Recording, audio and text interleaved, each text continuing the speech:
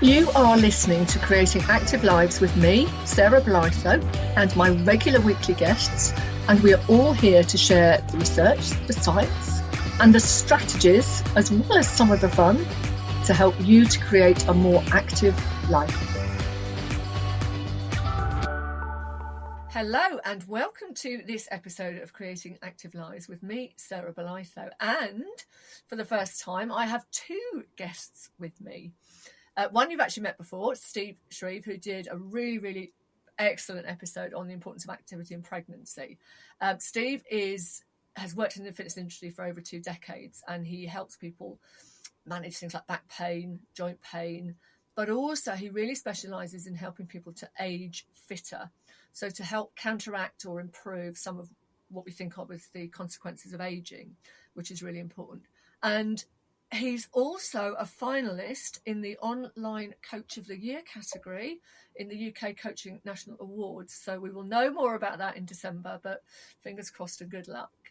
My second guest is Lisa Hillier, who's a fitness professional who runs community-based classes for people of all ages and abilities, but particularly older adults, where they can come together for fun and functional exercise. And if you ever did follow her on Facebook, you'll see she does a lot with glow sticks and a lot of fun stuff.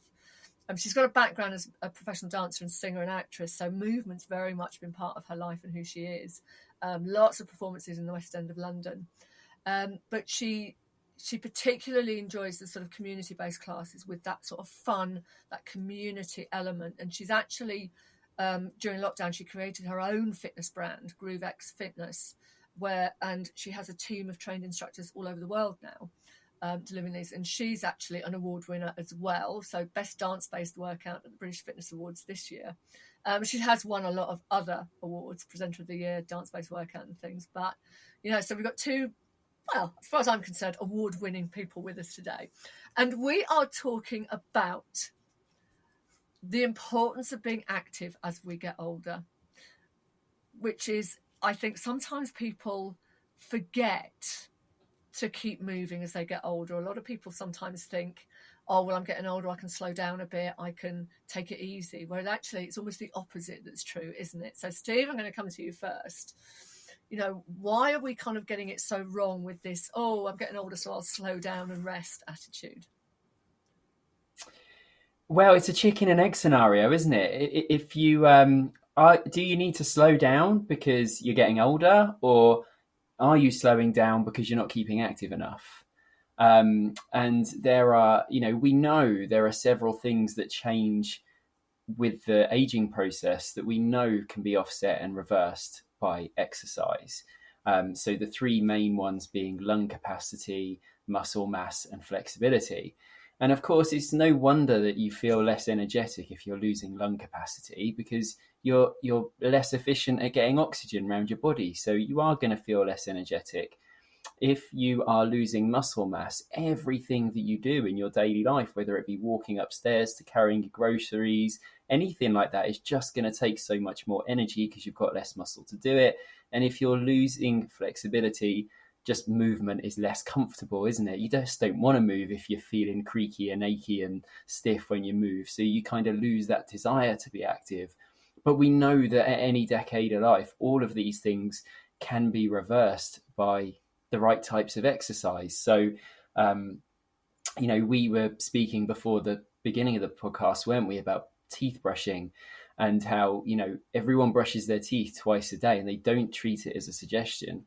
And we know that there are specific recommendations for exercise, but they almost get seen as suggestions, and actually they're serious recommendations because we know they have a big impact on quality of life as we get older. Absolutely. And it is. I think it's that, the guidelines are that everybody really should be doing 2 strength training exercises a week. But most people, A, don't know why, but also they don't know what to do.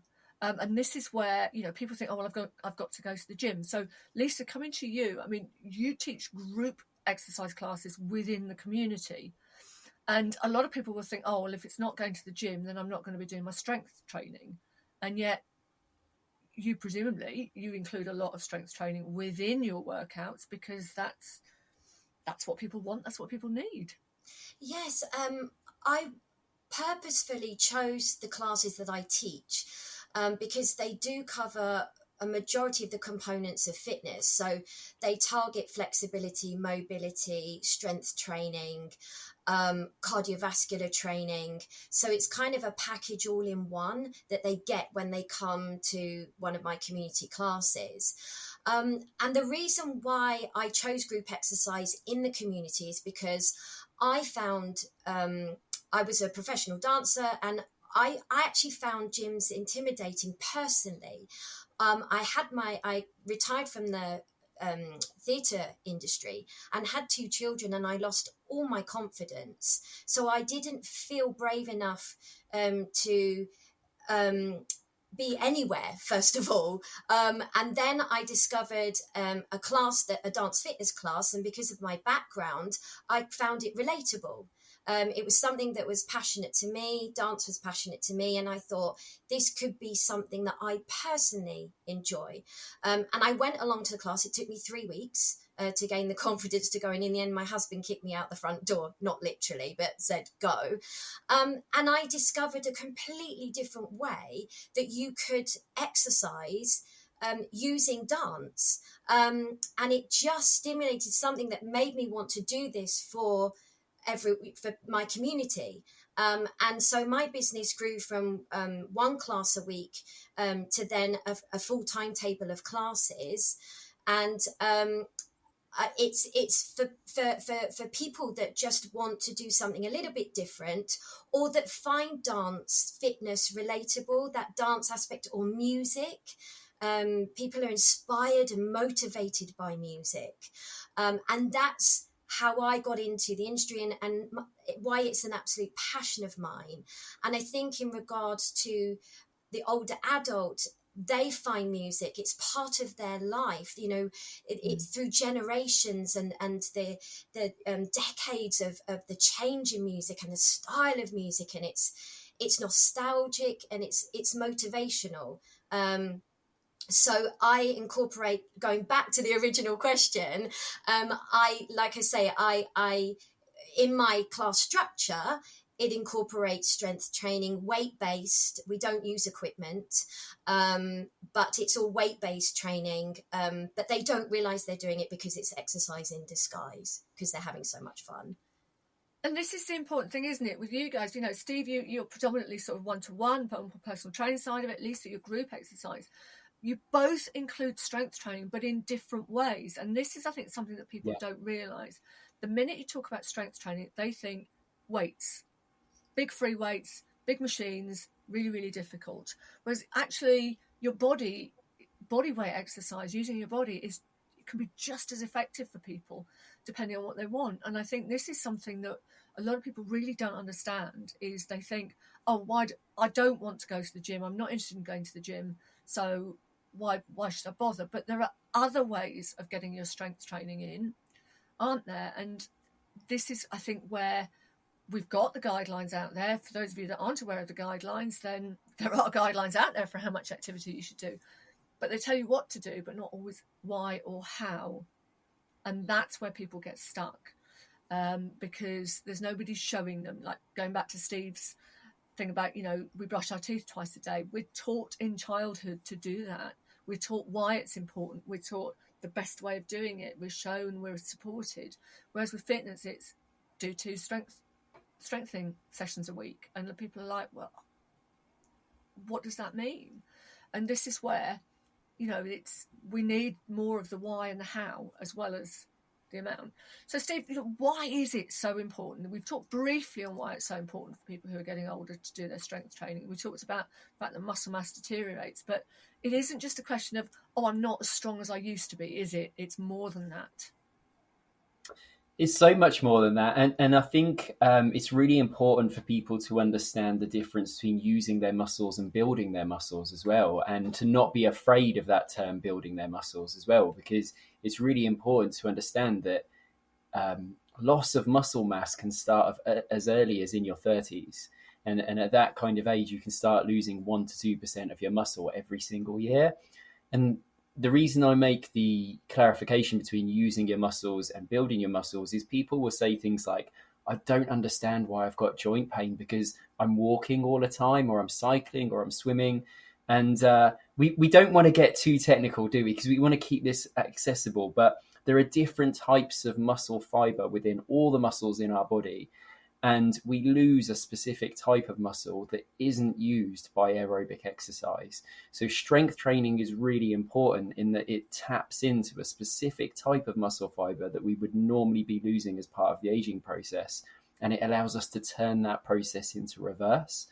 And when we're doing that, we're also I think one of the things about strength training is people only think about the muscles, but we're also making the bones stronger as well. People lose bone density, particularly postmenopausal women.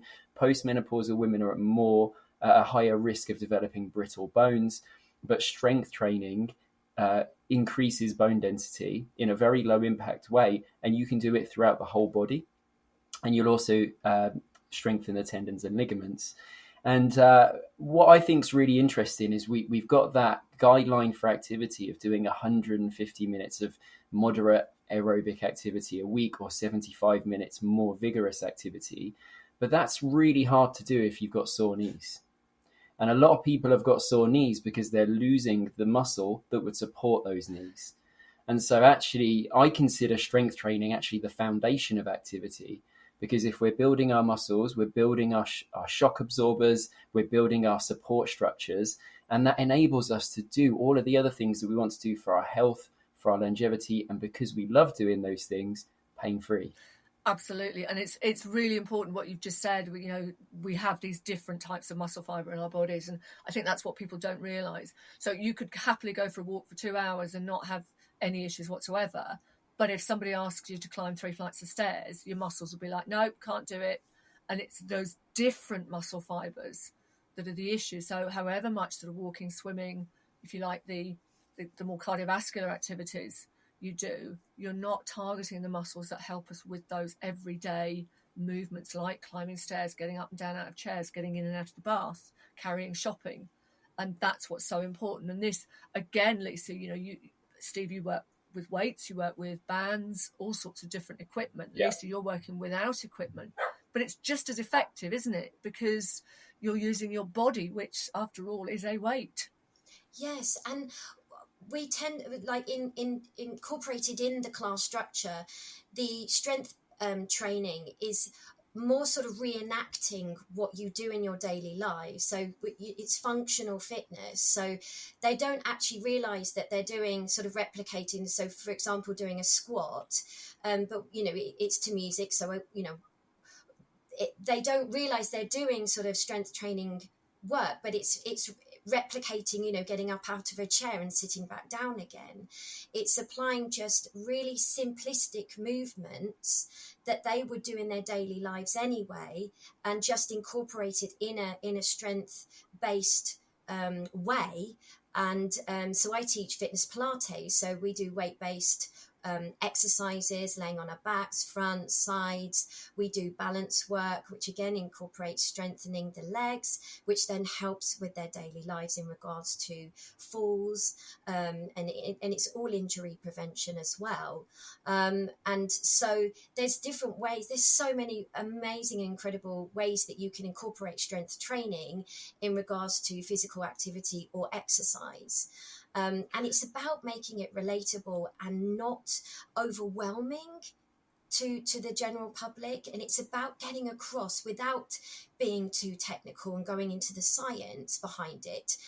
When you were saying, Steve, about the brushing your teeth and how it, how do we get across to people how important exercise is regular, and it's how do we get it across that it's it's important, but how do you sort of transition to make it relatable and show that it can be fun and it's not, overwhelming, and it's, achievable as well.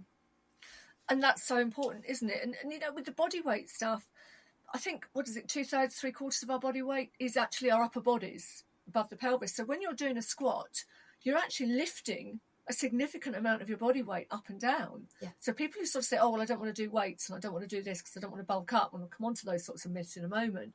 Actually, they're shifting quite a lot just by walking up and down stairs, by doing squats, by doing a press up.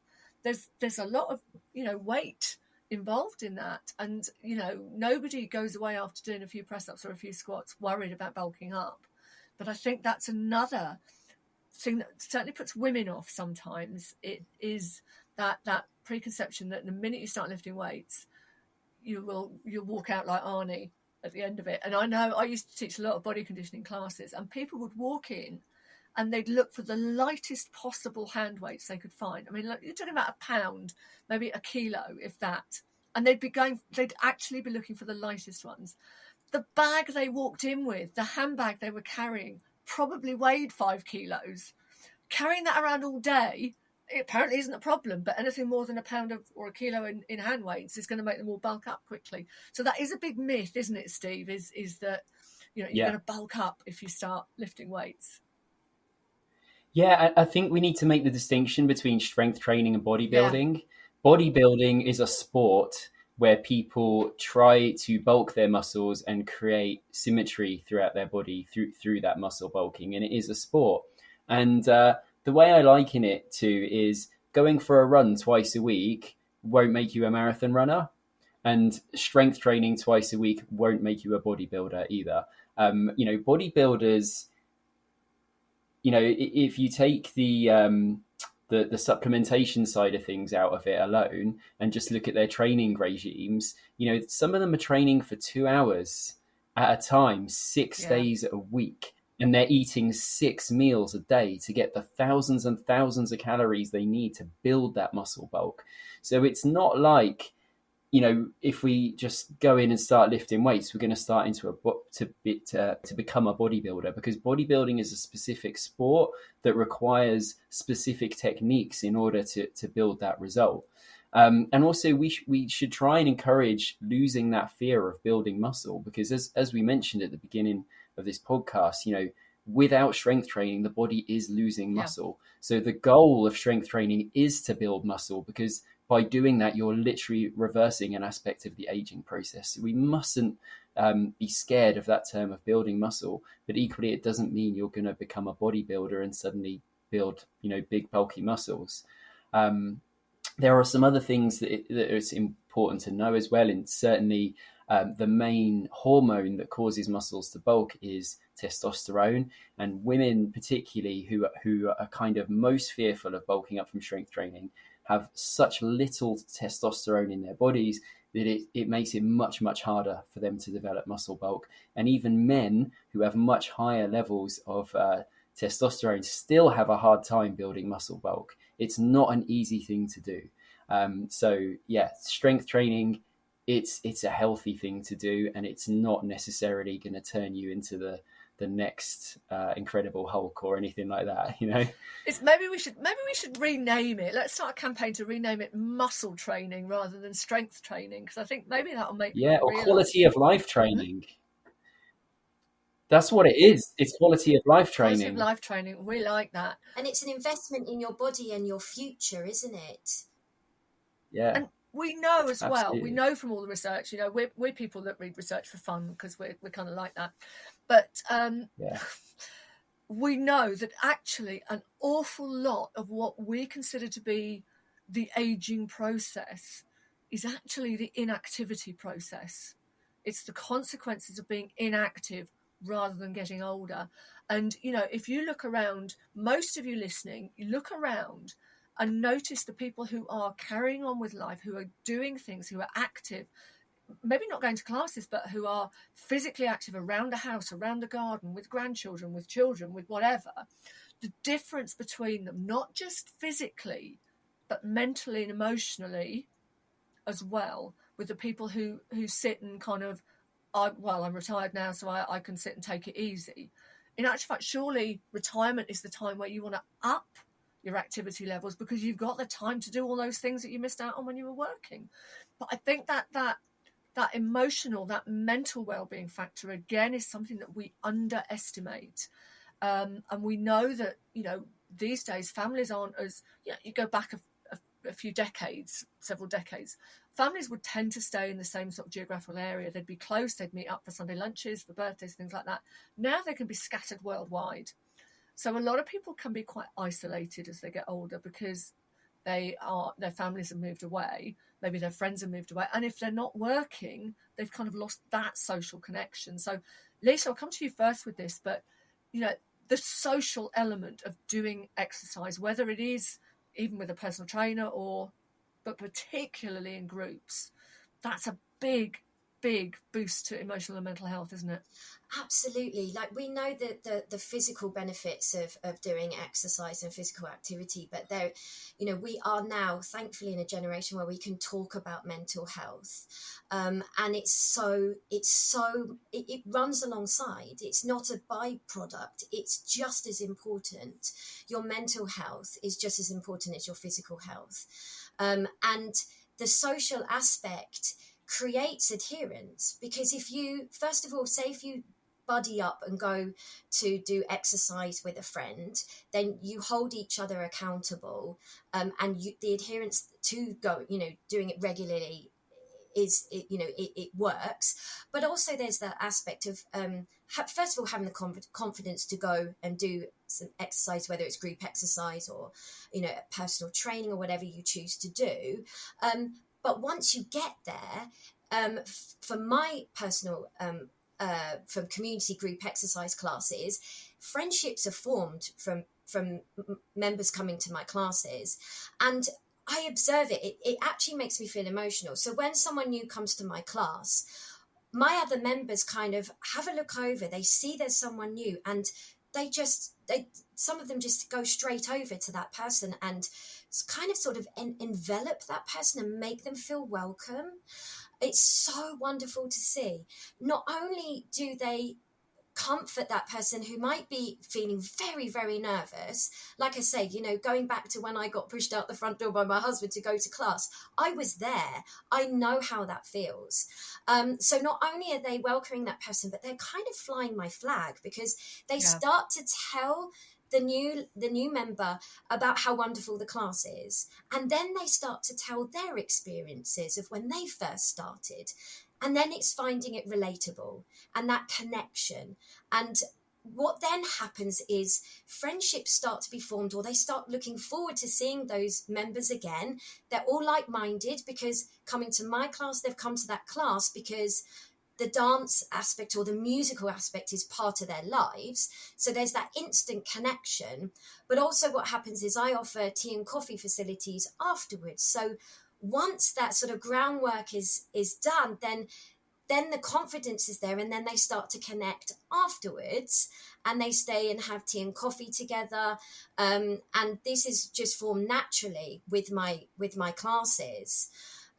So that social interaction, that connection is so important. It lifts spirits. It helps sort of, with them mental health. And again, it's that adherence, because that's what we want. We want our members to come regularly. We want them to exercise regularly and be active. But to have that already, there's no motivation there. They go because they're going to see their friends. Yeah. And that's so important, isn't I think it? A few weeks back, I was talking to Becky Roberts, who runs community-based classes. She actually started them up because she was part of the big national exercise referral scheme in Wales, and she realised that for a lot of people, once they'd finished their referral bit, there wasn't really anywhere they felt confident going to. So she started up community-based classes, and she said that she sometimes gets people saying, this is kind of the only time I really get out and about with other people in my week. And I know from when I was running referral classes and general classes, people would sometimes come along to tell me they weren't coming. So they would turn up to say, I can't do it today, my knees are too bad, or I've got flare up, or this has happened, or I'm just not well enough to do the class today. But they still want to be part of it. They still want to be there for the chat afterwards, the coffee, to see people. And that's, it's that sense of belonging, isn't it? It's that sense of community. Is even if I'm not up to the exercise, I still want to be part of the group today. It's still important to me. And that, I think, we know strength training is important. We know flexibility is important. We know cardiovascular work is important. But I think sometimes we forget that sense of community, that sense of belonging, and friendship that these sorts of things create. And that, I think, for a lot of people is a big chunk of what's missing. And of course, it's like you say, the more they come, the more benefits they'll get for their muscles, their heart, their lungs and everything, because they're doing the exercise. The community might be what's bringing them, but they're still going to get the effects, aren't they? Definitely. And it's a big thing for a lot of people, that sense of belonging, that sense of community. I know we were talking a little bit earlier when we were sort of setting up with the podcast, but we were talking about feelings as well, and that kind of leads on from this, is how people feel when they leave the session. And I think sometimes we talk a lot about your muscles will get stronger, you will be able to do more in your everyday life, your heart and lungs are getting stronger, and you can't yes, you can feel those, but they're not as easy to notice in the early stages, whereas how you feel when you've finished, you kind of, oh, that feels good. So I think just chat a little bit more about that. Yeah, well I was going to say as well, Lisa, you raise a good point on the the way your community members kind of envelop each other when there's a new member, because there's a real fear of judgment oftentimes around exercise, isn't there? And I'm not really sure where that comes from, but I remember very early on in my career, I used to work in a gym and I would do lots of gym inductions. And I would say 95% of the people that came in there would always say, I'm really nervous. What if I get something wrong? I'm worried people will judge me or laugh at me if I get something wrong. And I would say, do you know what? Everyone is here to better themselves. And it doesn't matter where they are on their journey compared to you. They will appreciate you being here to better yourself. And so nobody will make you feel that. And I think, I like what you were saying, Lisa, because, I can very much imagine that new person turning up, and there is that inherent fear of judgment. What if I'm not as good as everyone else at this exercise thing? And so that's really important. But kind of to answer your question, Sarah, I mean, I think the best example I can give is just I did a workout a few hours ago, and there are some things that often go perhaps underappreciated about the simple act of just doing a workout, and each exercise is an opportunity for improvement. So I did 15 exercises in my workout today. That's a lot. Some people I train might only do 4 or 5, and so it's important to say, we always do the amount of exercise that's right for us where we are on our journey. But each exercise is an opportunity for improvement. And I walked away from that workout today going, I was better today than I was the last time I did that workout. And that is a real confidence building feeling. And you have the opportunity. How many other things do we have in our life that we can do regularly and we can walk away from and say, I was better today than I was last time? And that's a real confidence building effect. I think what's so important there is, we're so quick to turn everything into goals, smart goals and all this sort of stuff. But actually just walking away thinking, I was better today. I felt better today. That exercise was easier for me today, rather than I've improved the amount of squats I can do by 20%. I think sometimes we forget that the way we feel when we've finished is as important as ticking a box of I was 10% faster or whatever. It's just I felt really good about doing that run today. You might not have run as far, you might not have run as fast, but you felt good about it. And that's a huge win, isn't it? Wouldn't you agree, Lisa? Absolutely. Yeah. I think to walk away and have that sense of achievement and feeling proud of yourself, and also when you talk about feelings, it's the natural energy and high that you get from any form of exercise, and it's a ripple effect. You'll leave that session and the rest of your day is going to be great because you feel positive. You feel better from before you started the class or the workout or the session. We know the science behind it, but when you feel that the natural endorphins that are released when you do something that's fun and that you enjoy doing, you're going to feel great. The people around you then are going to you're going to pass that on. Your day's going to be great. Whoever you speak with, you feel positive, you feel motivated, and we know that in ourselves. As a fitness instructor, I'm a roller coaster of emotions and running 3 different businesses. But I felt last week I had one day where I just felt completely and utterly overwhelmed.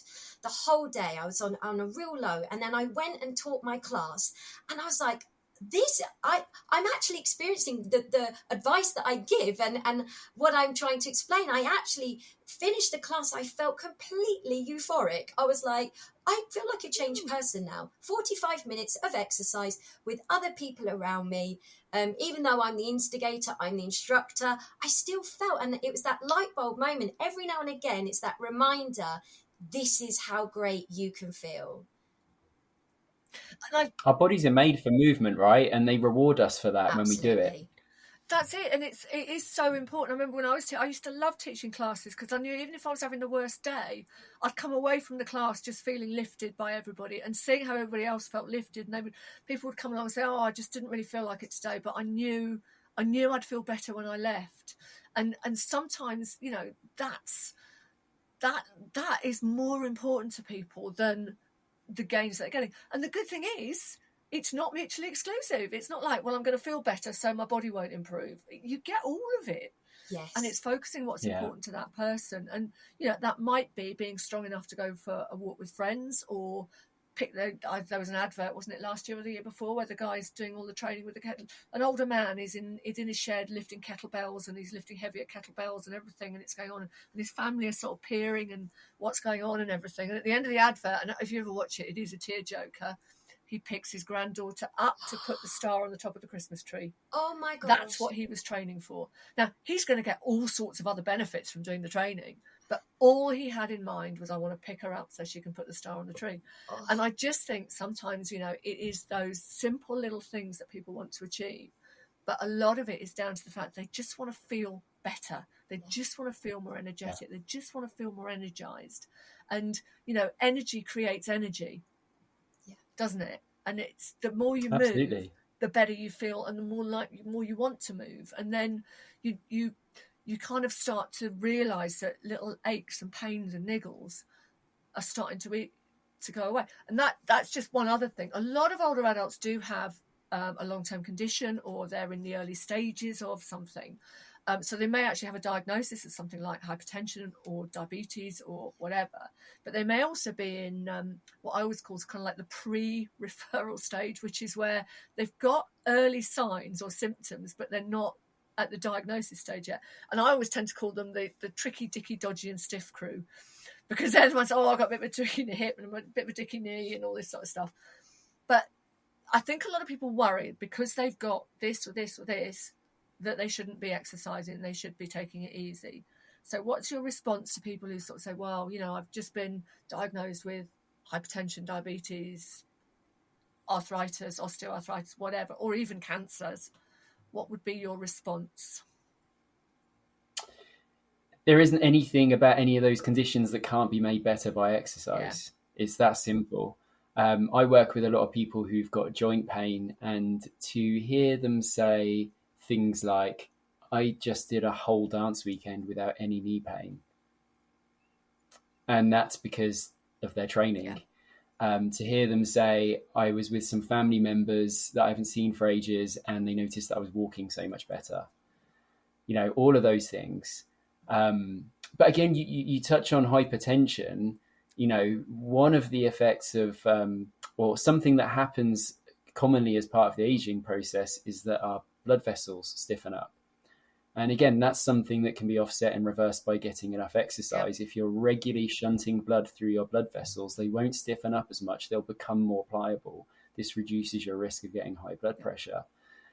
So I think, again, like, there's so many aspects of aging that people just think is a natural consequence of aging. And that's something that we have to accept. When you get to a certain age, you're just going to have to start taking those pills. No, you're not. And, you know, if you take care of yourself in the right way, and, you know, it's so valuable. And, you know, even if you do end up on medication because the doctor recommends it, you know, and, you know, you should take your doctor's advice when it comes to how much exercise you should be participating in. But, you know, it doesn't mean that you have to stay on it forever, and you can do healthy lifestyle changes that can reverse many conditions. Diabetes, you mentioned, Sarah. One of the major storage sites for our blood sugars is our muscles. And as we lose muscle, we have less places to store those blood sugars. So, I work with someone who's diabetic specifically for that reason. We're building the muscle to reduce the impact of diabetes on his life, because it gives his body somewhere to stick those sugars away and store them. And actually, if your muscles if your muscles aren't storing the glucose for energy, then it's going to be stored somewhere. So it'll either stay in your blood, which causes problems, or it'll store itself nicely in fat cells, which we really don't want, because it's hard to get it out of there. Want that. What about you, Lisa? So do you get people coming to you and saying, "Oh, I'm a bit concerned about this because"? Yes, I have. If I have a new member, so they'll complete a PARQ, a health questionnaire, prior to attending. And with my experience, the general consensus of the form being filled in is arthritis, osteoarthritis. We've got, let's say, hypertension. And so straight away when they arrive, I first of all obviously make them feel comfortable and reassure them, and just explain to them how important it is to do exercise regularly, because it is going to help with those ailments. We know sort of weight-based exercises will help ease the discomfort with mild arthritis. We're talking sort of mild ailments here. And so I reassure them that they will see an improvement. And like we've said before, it takes time, but all my members, every single one of my members, we discussed before the podcast, if I was to take any time off, they feel it in their bodies. They the aches and pains, or the stiffness, or getting out of bed kicks back in. So it's a preventative, and it's an aid to help with those ailments, but done safely in a safe environment. They know that I'm fully qualified, and most of the time, if they receive a diagnosis, their GP is going to tell them to do exercise. It's just, where do we go from them, the GP telling them, and them finding something that they enjoy and will that they will stick with on a regular basis. So I feel like just taking that step to come and do that, and then to reassure them that they will feel physically better from it. And that's it, isn't it? And there are very few medical conditions where exercise is absolutely not advisable. There are very few, and there are specialist instructors for most, but for the majority of people, it's a good thing to do because it is beneficial, particularly under the guise of somebody like you, Steve, or somebody like you, Lisa, who knows, when to rein it in, when to push a little bit, and it's so important. But I think the one word that's come out right just then that you said, which is, I know it's been mentioned a few times, but is enjoyment. That's one of the biggest things, I think. If people enjoy it, they'll come back. And I've just mentioned somewhere else, but Professor Stephen Blair. I don't know. Some people who are fitness people may have heard of him, but he was a top epidemiologist. Died a few weeks ago. But he looked at like patterns and trends and all sorts, but particularly fitness. And he was a big conference once where I met him, and he said, "Right, okay, everybody, you're all fitness people. Tell me, what is the best exercise?" And there was this kind of silence, and people are sort of going, well, maybe running, maybe weight. And he goes, the best exercise is the one that you do. And I think that is so important to remember, is if people enjoy it, they will keep doing it. And if they keep doing it, they'll get fitter, they'll get stronger, they'll get healthier, they'll be able to do more. And then they'll start looking around for other things to do. And again, it's that knock-on effect, isn't it? They don't stick with you once or twice a week.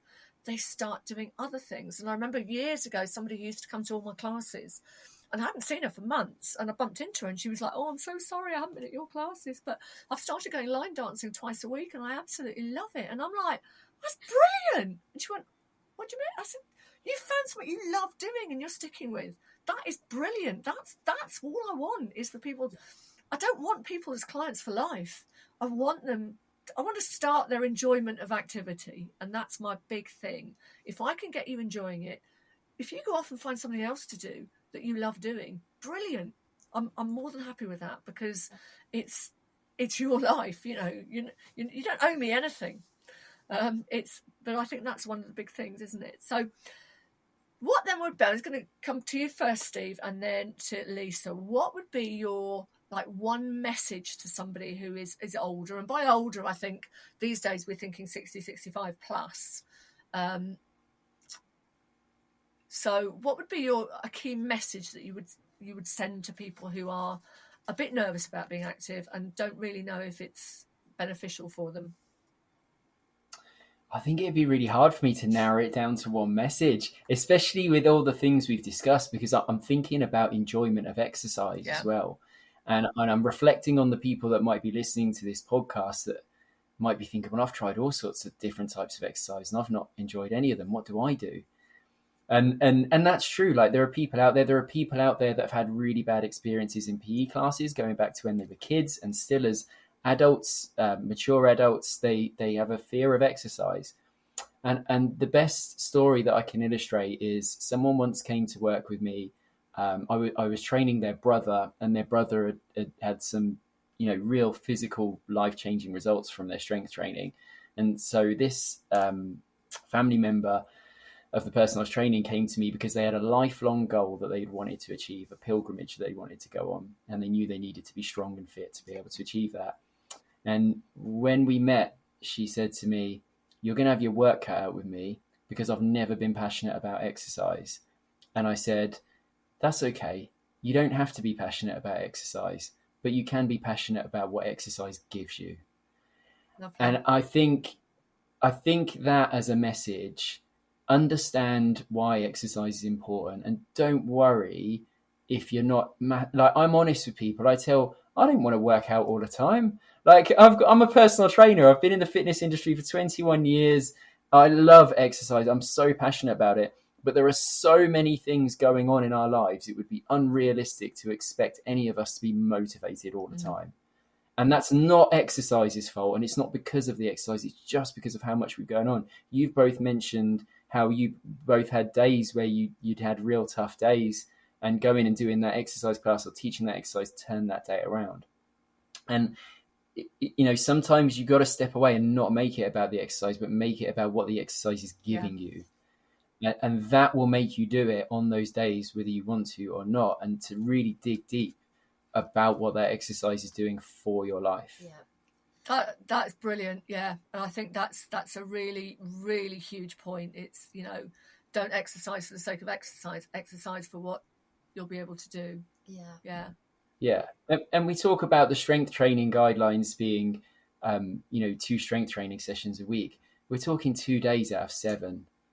2 days out of 7. When you frame it that way, it's not a huge time commitment, but it is life-changing. Or you could do a bit on 5 days. It doesn't, you could do legs one day. Split it up into chunks. Yeah, you can break it up as well and make it fun. Yeah.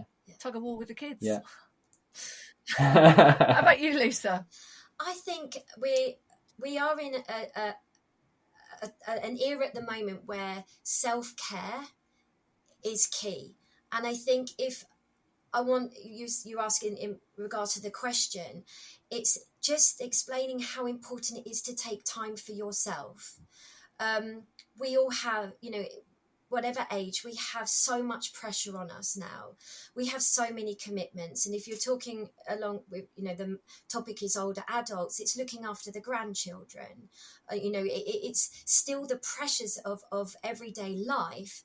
And especially, coming out of the pandemic, we've got more challenges. So it's explaining, taking that time out to go and do something that you enjoy, going back to the fun aspect, is so important, and it's a reward, but it's also should be something that you're not apologizing for. You shouldn't be ashamed of taking some time out for yourself. And we take time to hopefully to do sort of the social side, as in meet a friend for coffee and cake, but maybe interacting with an exercise class or a PT session or something that is part of your your weekly schedule that you keep. You don't book a hair appointment at that time. You don't book the dentist at that time. You make that's your time. That's your self-care, whether it's, group exercise or it's a personal session, a one-to-one or whatever. That is your self-care time, because you're treating your body and your mind, the physical and the mental elements.